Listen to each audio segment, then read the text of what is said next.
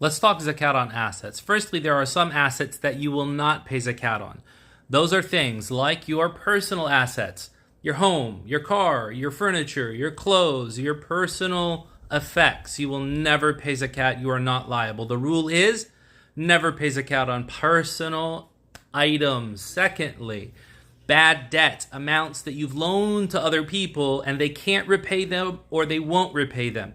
You never pay on these until you actually receive them and hold them for 1 year. 3 is lost, frozen, or inaccessible wealth. Things like frozen bank accounts, money that you've lost, or amounts that you can't access due to contract or penalty. The rule here is you'll pay on these once you get them back and then every year forward. So you pay once when you get them and then every year forward. Lastly is illiquid wealth. And these are things that you purchase for their potential increase in value, but you cannot reliably valuate them at the time until the time of sale. Things like art, certain types of real estate, startup investments. The rule here is you will not pay on these every year, but instead you'll pay once at the time of sale without deducting any expenses.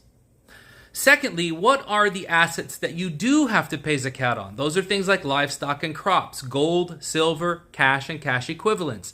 Liquid assets, yes, Bitcoin and crypto are included, and inventory and receivables if you have a business. Now, let's talk about each of these with a few scenarios. Number 1, livestock and crops. These have special rules for farmers and ranchers. Grazing cattle, grazing sheep, goats, camels are all liable on a per head basis. Crops are paid at the time of harvest. Now, I've yet to see someone who needs the details, but if you do, contact me. I'll be happy to provide you with these details. Secondly, gold and silver. Anything held as a store of value is considered liable for Zakat. This includes jewelry. So while there are some scholars who exempted jewelry that was worn and used regularly like a personal asset, the stronger of the two opinions is that jewelry is still liable. Gold and silver equivalents. This includes all fiat currencies, representative currencies, cryptocurrencies, bitcoins, tokens. The entire value must be included in your calculations unless it is inaccessible, like it's frozen in an account or locked in a wallet that you can't access.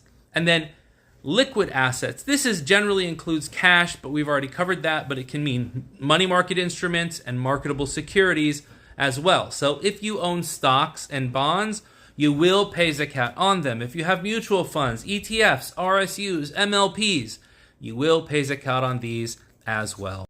For retirement accounts, see my next video.